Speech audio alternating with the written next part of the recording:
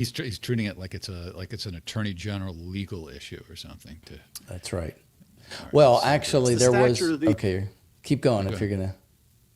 The intestinal fortitude to say, Donald Trump, you lost the 2020 election. Can you tell us that here today? Senator, what I can tell you is I will never play politics. You're trying to engage me in a gotcha. I won't do it. I'm just asking you a simple question. Won't play if you can speak truth with any ongoing to power, investigation, so let me ask you another. like you did leaking your colleague Devin Nunes's memo. If you'd be able to review hundreds of cases on day one? I will look at every file I am asked to look at. Of course you won't. So will you advise the president? Can I answer the question? Well, my question I would have plenty of staff. You said, of course you want. You'll be able to review hundreds of cases on the first day? I'm not going to mislead this body, nor you. All right, let me ask another question. You don't want to answer that. Let me ask another question. You were censured by Congress, Senator, for comments just like this that are so reckless. It will also be. Now, look, it's not just that, though. Yes. Absolutely. It wasn't just him, though, because the gotcha thing was. Oh yeah, but she handled it better than like Hegseth, for example. When it was actually a legitimate question. You know, he used to say that women aren't fit to serve in the military, or something close to that. And they're like, well, what accounts for your change of heart so suddenly?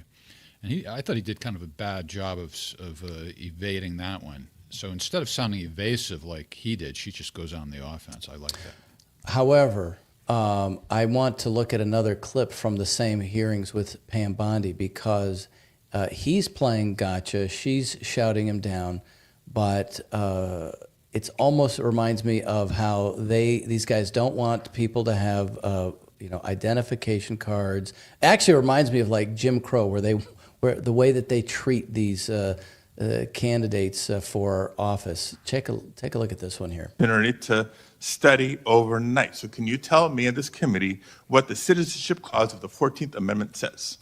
Senator, I'm here to answer your questions. I'm not here to do your homework and study for you. If I am confirmed as Attorney General. You're the one asking for a confirmation vote, you cut me off. Can I please finish? What does the 14th Amendment say? Senator, the 14th Amendment, we all know, addresses birthright citizenship. I've been a state prosecutor. I've been a state AG. I look forward to, even given your remarks today, working with you and the people of California if I am confirmed as the 87th Attorney General of the United States of America. Now, I like that because she also goes through her credentials. I don't have to recite the Constitution to you. Plus, I think she knows the 14th Amendment. In other words, she wasn't saying that to cover up for her ignorance. She was just being combative as a strategy. I would add that also, the thing about these kind of hearings is that, and she's right for actually not answering that question as to whether or not Biden won the presidency in 2020. And the reason, I know a lot of people are going to say, but it's water under the bridge. He won. Who cares? Trump won. It's not about that. It's like Adam Schiff is trying to wrestle her into a submission. It's like a humiliation ritual. It's like, oh, remember when you said it was a fraud? What happened in 2020? Well, I'm in control now, right? She's actually ego stripping him, and it's a good thing, because that guy's ego is like massive, right? And so when you fight back against that, right, even a question is so simple like that, it shows that she's in control, and that's what she's trying to do. Yeah. She's trying to retain her control. Good point. It's one of the best things about the Trump era is that these tactics that have worked so effectively for so long no longer work so well, do they?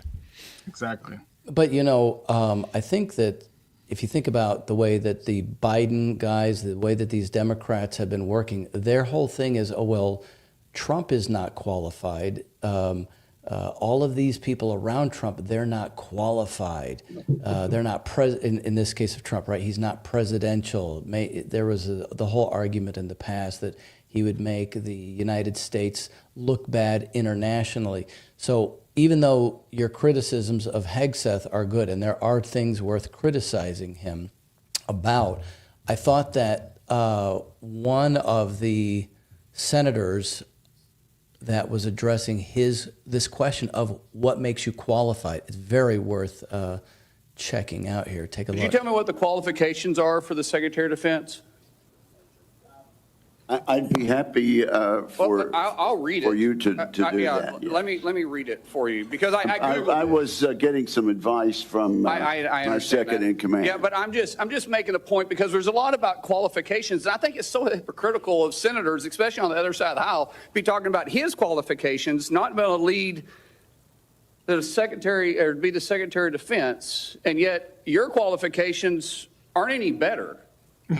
You guys aren't any more qualified to be the senator than I'm qualified to be the senator, except we're lucky enough to be here. But let me read you what the qualifications of the Secretary of Defense is, because I Googled it, and went through a lot of different sites, and really it's hard to see. But in general, the U.S. Secretary of Defense position is filled by a civilian. Well, I guess he's qualified then. Yeah, no, that's exactly it. He's qualified to be that. And now, These guys are lawmakers, and some of them aren't even lawyers. So they're professional lawmakers, even if they don't have legal expertise. All you have to be is breathing, basically, to get elected. look at Zelensky over there in Ukraine. Sometimes funny guy. Trump has totally captured the populism of the population, and he is not a lawyer. Yeah. Right? But there's more to this, which I think gets more interesting. That's Take a it. look. If you have served in the U.S. Army Forces and have been in the service for, you have to be retired for at least 7 years, and Congress can weigh that. And then there's questions that the senator from Massachusetts brought up about serving on a board inside the military industry, and yet your own secretary that you all voted for, Secretary of Austin, we had to vote on a waiver because he stepped off the board of Raytheon. But you so quickly forget about that. And then the senator from Virginia starts bringing up the fact that what if you showed up drunk to your job? How many senators have showed up drunk to vote at night? Have any of you guys asked them to step down and resign from their job? And don't tell me you haven't seen it, because I know you have. And then how many senators do you know have got a divorce before cheating on their wives? Did you ask them to step down? No. But it's for show. You guys make sure you make a big show and point out the hypocrisy because the man's made a mistake. And you want to sit there and say that he's not qualified? I mean, what do you think? He didn't even mention that they have this fund to pay off people who accuse them of sexual harassment. That would have been good to throw in while he's going over their That moral would have been a failures. nice one. Sometimes you just got to do enough. To Yeah, say, right. you know. It's gilding the lily just to keep throwing. Yeah, it's an embarrassment of riches. There are so many examples. But, the reason I liked what he had to say, I was thinking of you, Jose, because this question of what qualifies you to take leadership in the United States, right? You decided to run for Congress. You've decided to go to Congress. Thankfully, you have, Samantha, who has been on the show, at least called in now and then, and she has decided to kind of follow your lead. I mean, look at that. This question of qualifications, we could really have thousands of people, and should have, running for office, regardless of their official qualifications. Yeah, absolutely. I agree. I think, that senator there made a very good point that, half of these senators shouldn't even be up there, let alone should be anywhere in public. And yet here they are. A lot of them did get in that position for luck or for whatever blackmail that was put on them, And I mean, I personally believe that you don't get to a position like that in an honest way today. Right. I think you really have to go outside of the bounds. Like, you have to run as an independent in order to make it into one of these places through the quote unquote honest way. And if you do go into the machine, they always have some kind of blackmailing, system on you, which is why he started saying, I know some of you have showed up drunk. There's probably a lot of worse things that we've seen come out of the Congress altogether. My favorite story is that guy who was in a wheelchair, I forget his name, who, like what I'm talking about. He was only one term. and he was like this Christian conservative guy. He goes in there, and like after 2 weeks of being elected, he said, "Why am I partying with like the Speaker of the House and this prominent Republican and that prominent Republican who are like 60, 70 years old, and they're giving me cocaine and prostitutes?" And so he blew the lid on the Congress, and suddenly old risky pictures of that guy resurfaced of him being a little too friendly with his male friends, and that got him out of the Congress. All because Was that Madison Cawthorn? there you go. That's it. That's it. Yes. You dated Madison for a while, didn't you, Ryan? No. No, sir. No. Yes. Nothing wrong with that. Nothing. We don't judge. But hey, the ordinary citizen has to say, this is why it sucked that I wasn't elected, but it's okay, So we're gonna try again. Yet. But You will eventually be elected. To be able to go into the floor of the Congress and just call everybody an idiot and a moron, and like that's what the American people are thirsty for. I mean, I don't have any intention of working, if I'm actually elected, with the other representatives, because they're all corrupt. My intention would be to replace it inside out. We break the flood and we replace the entire government with people who we can trust. Not that we would agree with on every point, but that we can trust. That's a real representative government.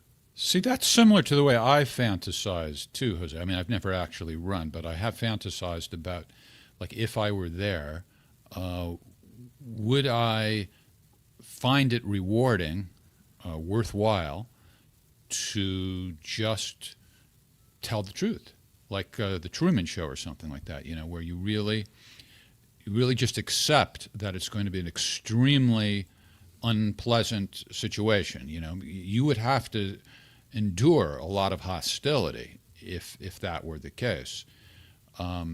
The other thing that argues against that kind of an approach would be you're not going to really accomplish very much if you can't cooperate with your fellow lawmakers. But what you're is pretty what confident. is what is being accomplished now? Well, I don't know. I don't know what would be accomplished if you were there. Maybe by the time you're there, it will be possible. I don't know. Well, but I'm making the point that for the last 50 years, everything's just been getting worse. Since the time I've been born, I was in perpetual war. I was born in 98, right? By the time What about somebody like Matt Gaetz? He is somebody who has been pretty antagonistic. Yeah, and look what happened. They took him out. Well, they didn't take him out of Congress. They only took him out of being nominated for Attorney General. But yeah, because they pulled out all the They tried stops. to take him out. They tried to take. No, but what I'm getting at is I'm not really all that familiar with his legislative record, but I think he's a guy who kind of struck that balance that I'm talking about. He was very antagonistic, but he did still, accomplish some things, and he was cooperative with some of his colleagues to some extent. So that's what I'm asking you to do, to compare his whole approach with the way you would do it. I mean, I would probably be like Matt Gaetz on drugs. I mean, No, it's the same thing. That's redundant. he, Oh, he did that thing where he did like a coup against the Speaker of the House. I mean that coup is calling it maybe not the right word, but that makes it. Actually, who was going to do that? AOC was supposed to do that when she came into the Congress. She was supposed to hold the speakership from Nancy Pelosi hostage and said, "I'm not going to vote you in. Me and the rest of the squad aren't going to vote you in unless you bring Medicare for all to the floor." Did they do that? No, they folded. That's folded. Right. They folded because they're cowards, right? So Matt Gaetz comes in and does the strategy, and they actually got stuff out of it, which is why Matt Gaetz had a target on his back ever since. But And what's interesting is that here you have the administration that brings people like Admiral Rachel Levine into the government, and yet they go around, like with Matt Gaetz, like with Pete Hegseth, pointing the finger, "Oh, you've done something bad," which, whatever they claim with some of these guys is largely, it's just scandal. It's hearsay. It's hard to prove any of this stuff. so that it's like this distraction, like he was saying. It's a show, so that you don't actually think of the more important policies.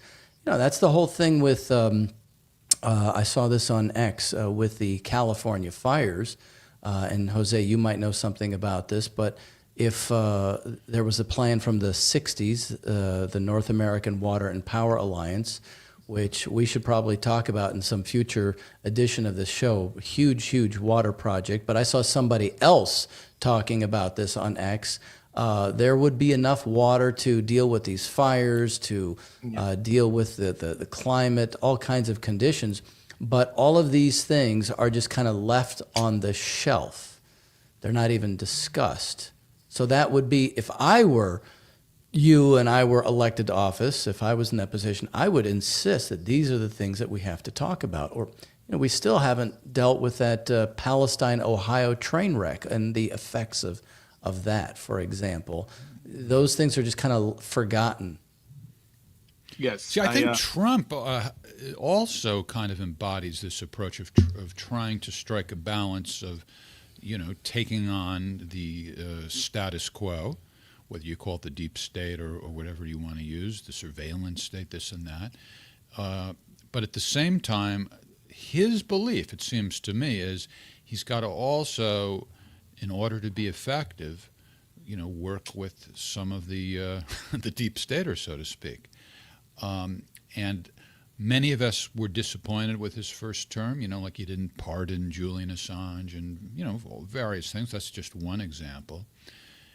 And I'm always torn between should we criticize him for that, or should we appreciate that he's going further than anybody has before, and, he made it. I mean, he got elected, so he must know what he's doing to some extent. What do you think about the way Trump strikes that balance between rocking the boat and playing along with the status quo? The only reason Trump seems good, and hey, don't get me wrong. I mean, if it's true that, Wickoff really did put the pressure on Netanyahu and said, F your Sabbath and got the ceasefire before even being sworn in.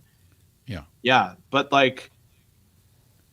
the problem is our bar for what makes a good president.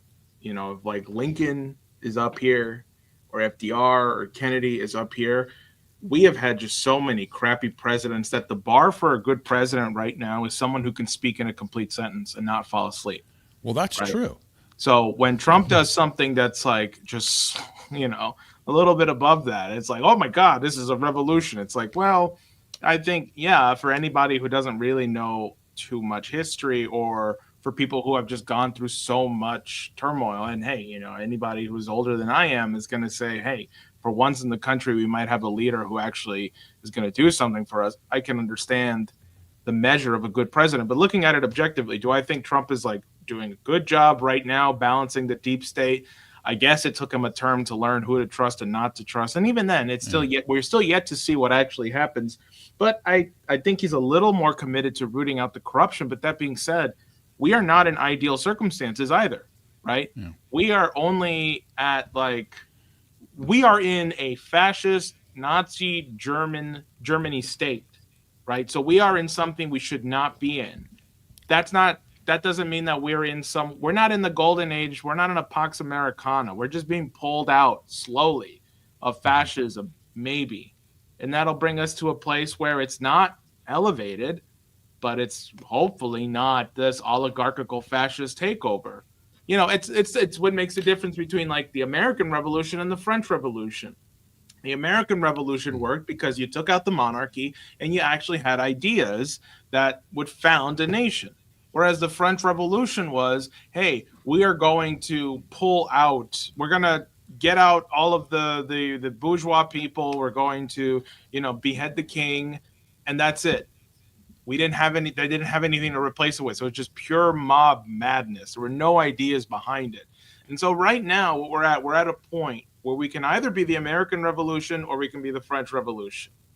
And I'm afraid we're tipping towards the French Revolution over the American Revolution. And also in Mali, I think they threw the French out, speaking of the French. Was it Mali? Burkina Faso? No, Burkina Faso. That's what I was thinking.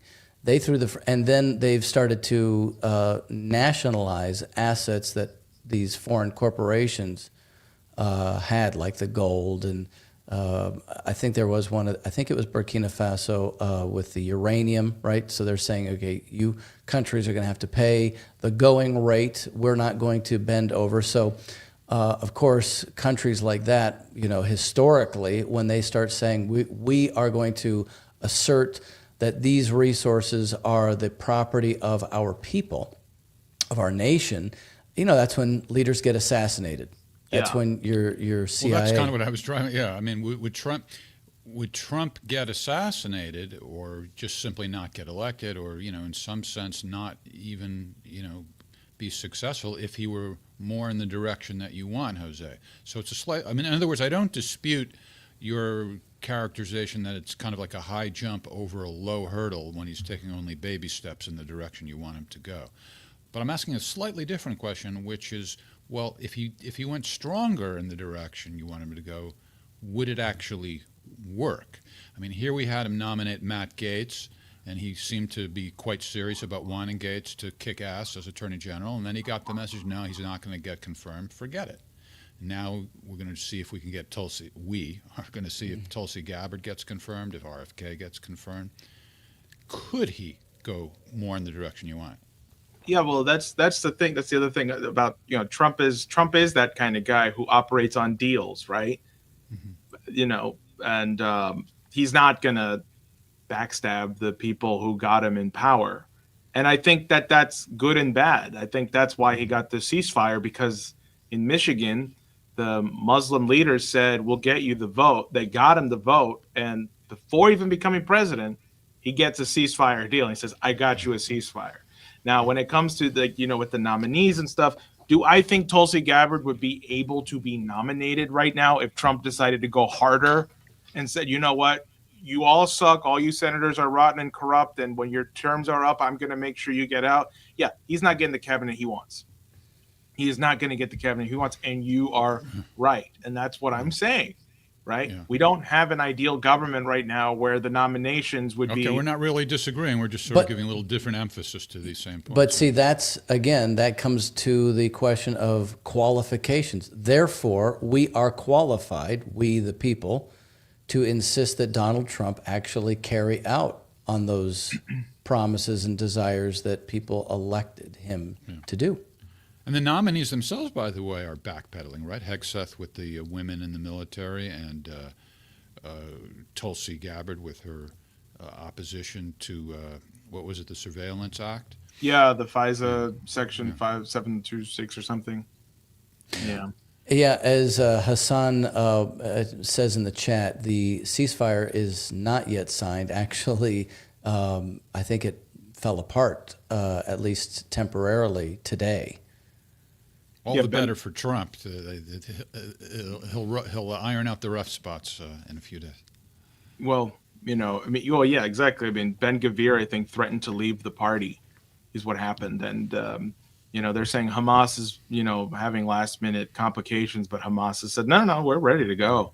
So I think. Is this like a Nixon goes to China thing with Trump, in the sense that he's been such a strong proponent of Israel that puts him in a position to push harder at Netanyahu? Look, is that a bad analogy? I don't know. This is something that baffles me, because I don't know why the hell Trump could get away with bullying Netanyahu. I really don't. He took all this money from the Adelsons, and it seemed like he was their guy.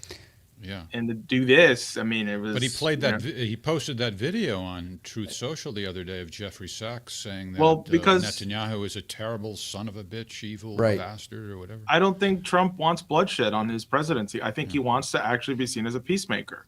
Yeah. That's why Putin is saying, let me meet with Trump. I want to sit down with Trump. That's why he's saying, I want a ceasefire signed by the time I get into office.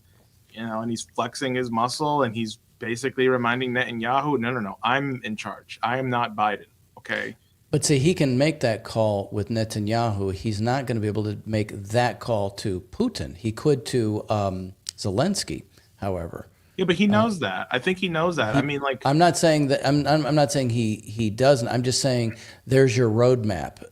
in that action, assuming that he actually played that role. There you go. He just needs to continue putting that pressure on. That Trump-style pressure is exactly the way to get the deal, like you're saying, and shut this stuff down. And that's the problem, though. It's the whole art of the deal. That's how he does politics, right? Which is like why Trump would never think about even going beyond the "all you all suck," because that's not who he is. He really has a more, what he would say, realistic view. I would say a cynical view of how things are done. He's like, it's Washington, it's deals. He's worked in the real estate business here in New York. He grew up in it. He understands the corruption and how it gets things to work, right? So that's just he's good at operating the government and the environment it's in right now. And I'm saying that's not a sustainable model. Yeah. Okay. Now, it's funny. Well, let's talk about some Go of ahead. these disruptions that we've been seeing, especially since that's your whole forte, Jose. I'm dying to find out what your assessment is. Which one should we start with? Well, we have. Why don't we Max do this Blumenthal? one? Yeah, let's kick that one up. 300 reporters in Gaza were on the receiving end of your bombs. Why did you keep the bombs flowing when we had a deal in May? We all knew we had a deal. Everyone in this room knows we had a deal, Tony, and you kept the bombs flowing. Why did you sacrifice the rules-based order on the mantle of your commitment to Zionism? Why did you allow my friends to be massacred? Why did you allow my friends' homes in Gaza to be destroyed when we had a deal in May? You helped destroy our religion, Judaism, by associating it with fascism. You waved the white flag before We'll have the time to take Netanyahu. questions at the end. You waved the white flag before Israeli fascism. We'll have the time to take questions Your at the end. father-in-law was an Israel lobbyist. Your grandfather was an Israel lobbyist. Are you compromised by Israel? Why did you allow the Holocaust of our time to happen? How does it feel to have your legacy be genocide? How does it feel to have your legacy be genocide? You too, Matt. You smirk through the whole thing every day. You smirk through a genocide. Thank you. Oh. So the only complaint I have is he wasn't being choked to death like you have been, Jose. Oh, stop. All right. So But what's still. your assessment of the way Max took advantage of this opportunity? Did he do a good job? Did he do a good job? And why do you think he did it the way he did it? I think, well, because this is Blinken's like going away tour, basically, right? It's the last 4 days. You're not trying to convince this guy of anything. And when historians look back, when people look back on this event, right? Because the Biden presidency is historic already, whether or not we understand it, right? Like I can see myself being 50 years old, 60 years old, and there's going to be people asking me, whoa, you lived through the Biden administration? And that clip in particular, the end of the Biden administration, will be seen, I think, forever, because that perfectly encapsulates who Blinken is and was during this administration. And so this will be his reputation and his legacy. Blinken, I think, knows that to a certain extent, may not be completely conscious of it because he's not the kind of guy to think about the future. But, I So think Max knew he wasn't going to get answers to the questions. He basically was heckling him. He was firing 10 questions in a row at him, knowing that none of them would be answered. And you're saying you might as well do that because he's not going to answer the questions. Exactly. Yeah. And like it was. But he got in though. How do these things work? How does somebody like Max Blumenthal get in? They must. Is he as a journalist? Well, yeah, he's a journalist, and I'm not saying he shouldn't. I'm not. Believe me, I don't mean to diminish him at all. I'm saying they might look at him as somebody who they wouldn't want to be there. Is he normally able to get into these kind of things? Well, I would say that, yeah, you can actually. I remember talking to somebody who told me that in these press briefings, you can say you're with whoever, and usually they're pretty lax at letting you in. And Sam Husseini, the guy who I'd like to show next, I have the video here, and Max Blumenthal and others tend to get in, and it's usually agreed upon that So we'll it's let not you that in. hard. Okay. So it's not like at the White House where you got to go through the White House press corps and there's way more people trying to get access than they get. Yeah, but even then, like a friend of mine, Liam Cosgrove, I think he's known for having gone off on Matt Miller. And, now he wasn't allowed back in there again. But, and I was told, like, yeah, you can say you're anybody. And you're with whatever agency. Like, but I'm they with the won't call Winers. him. I'm with Yeah. the Winers. That'll be I'd like very to- prestigious. I'm like, Right this way, the Winers right up front. I Yeah, mean, so- but then they won't call on you. So then you'll have to either just sit there and say nothing or resort to heckling because they won't call on That's you. why what some people do, especially if you're like an independent media guys, you wait. So you come back over and over and over again. You make yourself known. Then you become a presence, and then maybe they'll allow That you. seems like the worst job Right. possible. Like, imagine you were like a serious journalist, and all you do is go and sit there and be ignored time after time again. What a horrible existence. Absolutely. Can I play this next one? Yeah, play it. Well, hold it. Yeah. Before you do, Yeah. what's your grade for Max Blumenthal on how he handled the situation? A minus. Oh, what's the should've- minus for? He What should could have have put been better? He should have put more flair. He should have sat down or something. I don't know. That's the only thing. You got to prolong these things. That's the other part of the drama is you prolong it. All right. It's a From drama. The king No, of no, that's a- interventions. He's no, not that's a gonna good give point, an A though. plus. It's- yeah. Yeah, it's a drama because you really have to capture people's soul. Yeah, I think if he I mean, but he got his point across. That's he got his point across. It's true, but I'm saying it was like sit your butt down and you stay in there as long as you can. I mean, if that was me, first of all, it's pretty hard to get me out of a room to begin with. That's where the extra mass is very helpful. But also, Max is a you don't. father now. He can't go to jail if when he's a father. You could go sit in jail for a Well, while and it wouldn't be jail. It would be, right? It would be like Well, it depends. injuring somebody. Yeah, no. Most of the time they'll just take you. They don't, like 99% of the time you won't be arrested. The worst they'll do is put you in handcuffs till you're outside, and then they'll be like, "All right, get out of here." Yeah. It's only if you Ouch. do something. I don't like the handcuffs because they put them on tightly. I had them on me once. That's not what you told me. What did I Oh, tell stop you? it. No. he's talking- Jeff. Oh, Jesus Christ! No, I got arrested for doing a hit. I got arrested for doing a hidden camera prank, and the worst part of it was the handcuffs were just way too tight, and there was like my flesh was indented like a half an inch for 5 days afterwards. All right, so what's the next piece of video you're going to show us? This is Sam Hussein, or is it? This is Hussein Sam or Husseini, same target, same day. This is after Max did what he did. And the way I want to set this up is that, like, Sam didn't stand up and do what Max did. Sam actually had asked questions before in this same session and just waited. He just sat down. He's being nice. And then suddenly the security come and they try to pull him away. The names of those who have been arbitrarily detained. So you'll see. You'll hear him in just a second. Unjustly held hostage. And That's Tony Blinken talking. And you see Sam Husseini is just like, what do you mean I gotta Get go? your hands off me. Get your hands off me. He was filming Get your you hands off me. before. Get your hands off me. Answer a damn question. I look Do you know forward to about the answering Hannibal questions in Directive? minutes. Do you know about Israel's nuclear weapons? Everybody from the ICJ. I was sitting here quietly, and now I'm being manhandled by 2 or 3 people. You pontificate about a free press. You pontificate about a free press.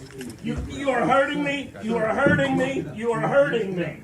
I'm asking questions after being told by Matt Miller that he will not answer my questions until I ask him Please, sir, questions. respect the Wasn't process. Allow an opportunity to take wasn't the questions in IC, minutes. wasn't the point of the May 31st statement to block the ICJ orders? You blocked the ICJ orders.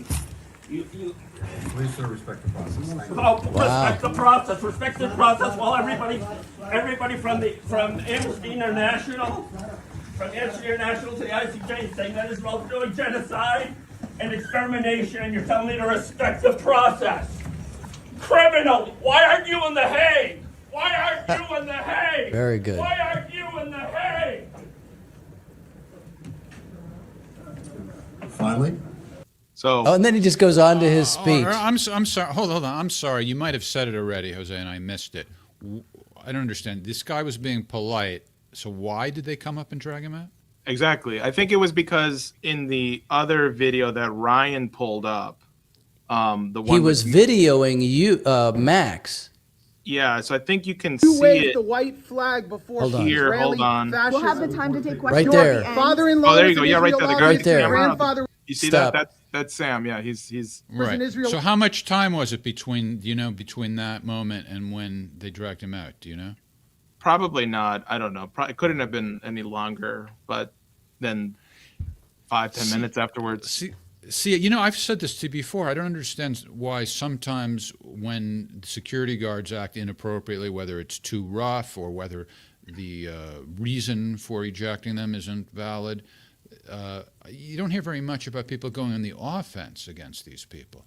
So their job, I guess, is to remove people who are misbehaving. But it seems to me that Sam Husseini might have a cause of action against these people because he was not misbehaving. He was not, and that may be something he may want to look into. I mean, you know, maybe the rules are slightly different when you're at the Capitol. I know the Capitol Police kind of operate somewhat differently because I heard they have Maybe the same a rule against videotaping somebody on your phone. I don't know. I mean, like in terms of when they can pull you out or not, you know, because here in New York, and this is true in most states, only the police are allowed to remove you from a premises, right? Yeah. If some rent-a-cop came up to me and said, you got to go, and then he just picked me up and took me out, that would be illegal.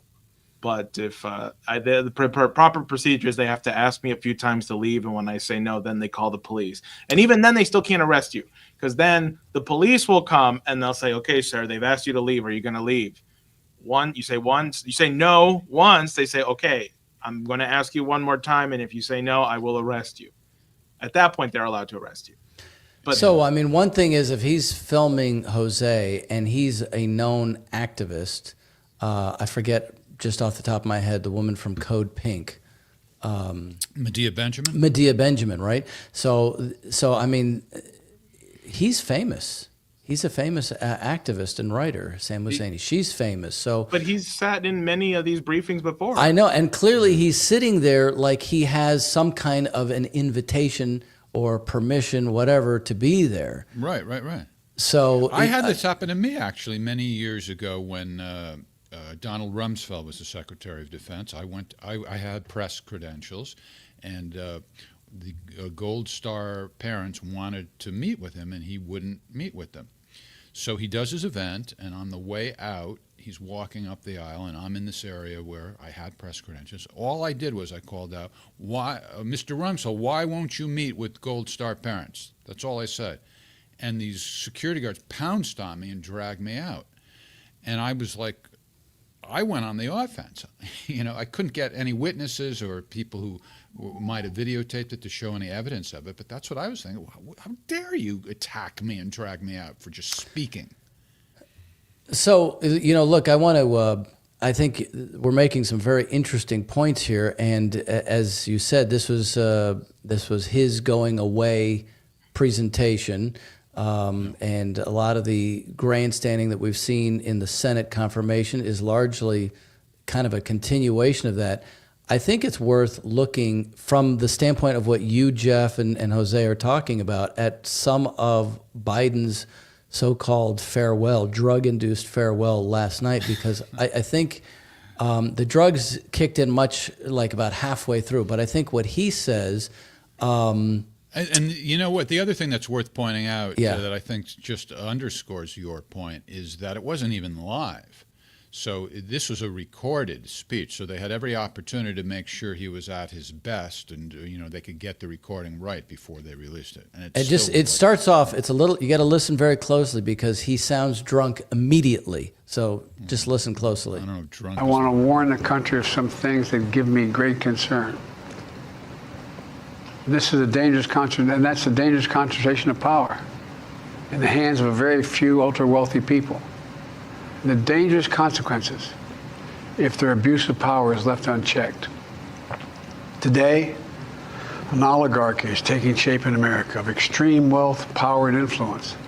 Whoa, wait a second. He just figured this shit out after giving the Medal of Freedom to George Soros and having more billionaires contribute to his presidential campaign. Great. I'm glad he... This is like his Eisenhower speech. That's what I was thinking, yeah. No. He actually quotes Eisenhower in this speech. He wants to like do something of historical importance like that. That's exactly what's going on. Yeah. So listen a little more here. It's so transparent and such a miserable failure. It's not even as good as W. Bush. That literally threatens our entire democracy, our basic rights and freedoms. and a fair shot for everyone to get ahead. I'm equally concerned about the potential rise of a tech industrial complex that could pose real dangers for our country as well. Americans are being buried under an avalanche of misinformation and disinformation, enabling the abuse of power. The free press is crumbling. Abuse of power. End of quote. Next line. I mean, give me a break. Abuse of power. Look at what these guys have been doing, spying on Americans, taking away people's passports. It's really rich here. Editors are disappearing. Social media is giving up on fact-checking. Oh, no. The truth is smothered by lies told for power and for profit. We must hold the social platforms accountable to protect our children, our families, and our very democracy from the abuse of power. Right. What is this? He can't even complete a sentence. He can't. He has to slur through. But I mean, these guys were threatening the social media platforms, which I have a problem with them for sure, and free speech. Threatening that if they did not go along with removing information that they didn't like, with being basically shut down. How is that? This is not the kind of free speech that I know of. We all have a special free speech. Mm-hmm. Meanwhile, artificial intelligence is the most consequential technology of our time, perhaps of all time. Nothing offers more profound possibilities and risks for our economy and our security, our society.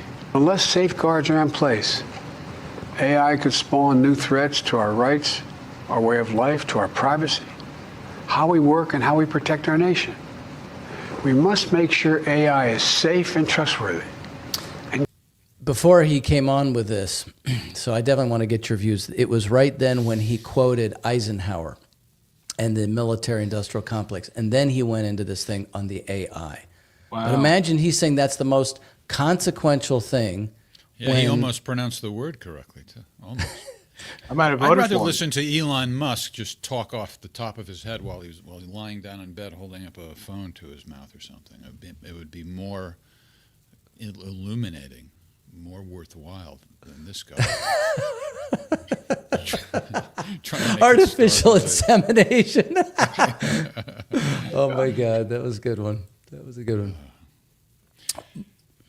All right. Well, tomorrow night we're going to do Ask the Inspector, and Scott Ritter is doing a mini tour, 3 events with Anya Kay, the first of which was last night in the Bronx. And the event was moderated by a young man I like to call Jose Vega. And the reason I like to call him Jose Vega is because that's his name, and it seems appropriate. It fits.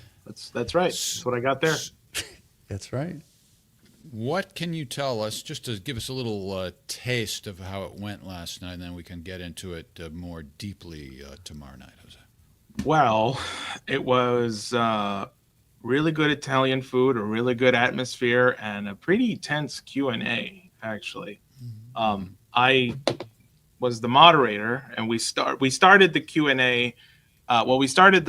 So we gave people about an hour to eat dinner. So from 6:30 to 7:30, nice Italian dinner. Cannolis came out. It was delicious. It was very good. 7:30. I say, okay, 7:30. We'll go till about 8:45 or so to leave some time, maybe 9 at the latest for book signing. But man, Anya can give some very long answers. I thought Scott was the problem too, but they both are. Anya and Scott, I just asked, so what made you get into podcasting? And then I get like a whole life story. Wow. And it was just like incredible and interesting.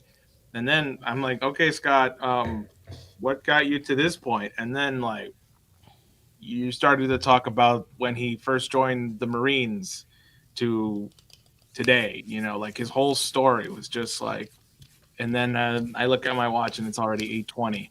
I'm like, oh, okay. So we should probably get to Q&A. I'm going to ask one more question. I asked about the mixed media, how the QR codes and the books and stuff. And he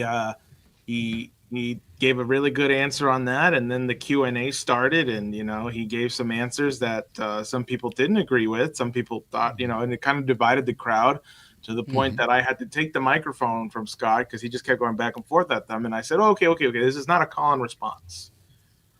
Let's have some order again. This was my role in being a moderator. So it was a lot of fun, and I would like to be at the next two as well.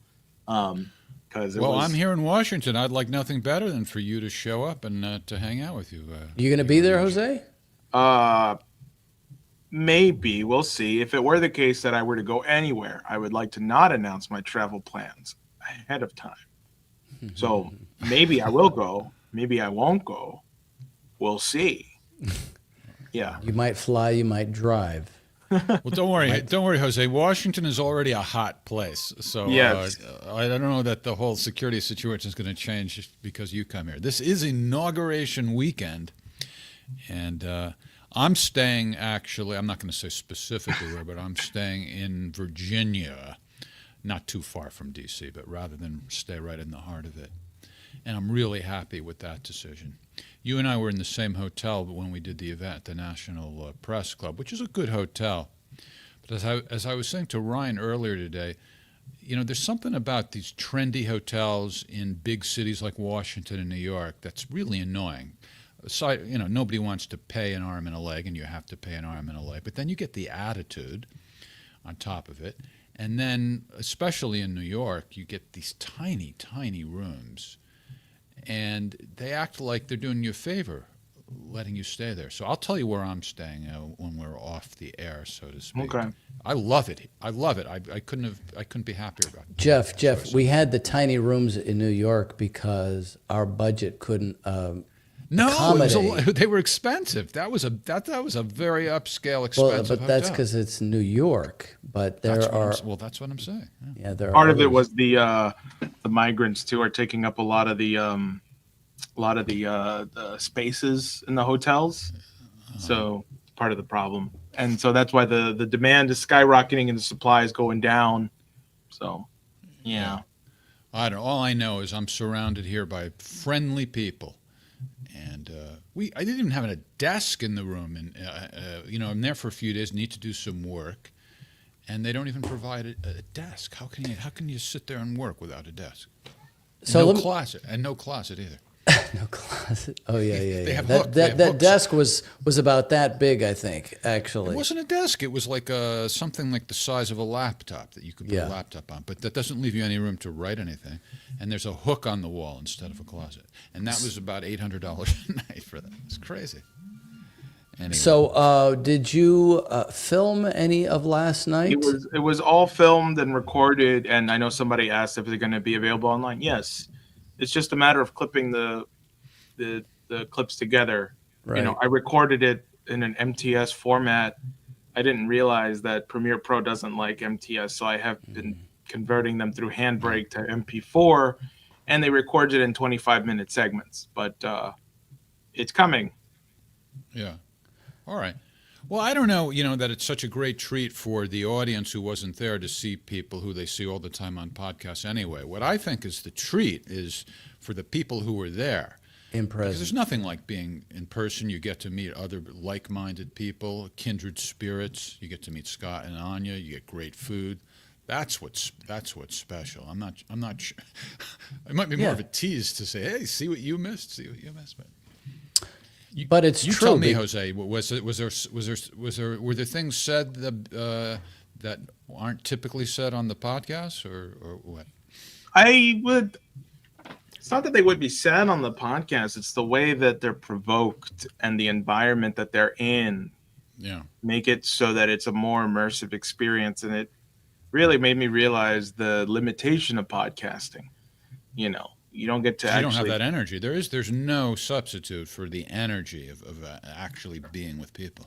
Absolutely. I mean, when I first started doing live streaming with people, I did theater as a kid and in high school, and to not have immediate audience reaction, I always like to play the funny role.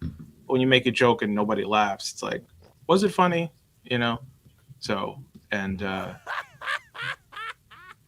thank you. That made me Do I feel have? better. Is my time? Even though Your we're not in timing- the your same room, timing my was time is good.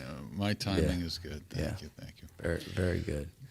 All right. Well, tomorrow night, Scott Ritter and yours truly will be with you on Ask the Inspector, as we always are. But in addition to that, we'll have Anya Kay, and we'll have Jose Vega, and we'll talk more about what happened in the Bronx and what will be happening this weekend in Washington and next week in Poughkeepsie. And Ryan Milton, the very muscular yet strangely effeminate Ryan Milton, will also be with us. So it's almost too much, but we're going to try to cram it all in. 2 hours, short 2 hours. Yeah. All right. Anything else before we say goodbye? Hugs, I think, kisses, anything? Let's see. I mean, look, when we get together next Thursday, it'll be a completely different country. Maybe so. Maybe and so. we will be with you next Thursday, as usual, for episode 18 of The Whiners, every Thursday night at 7 p.m. Eastern Time. There's going to be so much winning, I think, by next week that we're going to be tired of winning. So, do I detect a note of sarcasm? Winning and whining. There's just going to be so much whining next week that, we're going to be tired of whining. On the other hand, it did come out to be true that there was a hostage deal even before he came into office. So I know it's not all hot air. I will only be impressed if I wake up January 21st and gas prices are $1 a gallon, eggs are $1 again, but that will be because of Joe Biden, because of what he did. Right. Well, gas prices haven't gone up in a while. They're not bad right now. They've been trying to keep him down, but right. Yeah. No, it's been up because of the excitement around Trump. You see, the gas prices are happy. I don't know where I am. They haven't gone up at all. It's under $3. If it's under $3, I'm happy. Under $3 where you are, that's pretty good. It's under $3 where I'm at. Well, it teeters. It teeters. Sometimes it's above 3. Sometimes it's under 3. Yeah, that's the psychological barrier. If it goes over 3, I get unhappy. I want it. We're at about 325. But that's cheaper than Phoenix, Arizona, which is closer to 4, and California, which the heck. You know, say what you want about Bush, but at least gas was cheap under him. Yeah. So. Well. All right. Well, in other words, you can afford to drive to Washington, at least gas. I don't know if you can. That's what I'm hearing. That's what I'm hearing. Yeah. All right. Let's talk off air about where you might stay, and we'll see if we'll have a spontaneous last-minute rendezvous. Take care, everybody. See you next week. Toodles. Take care.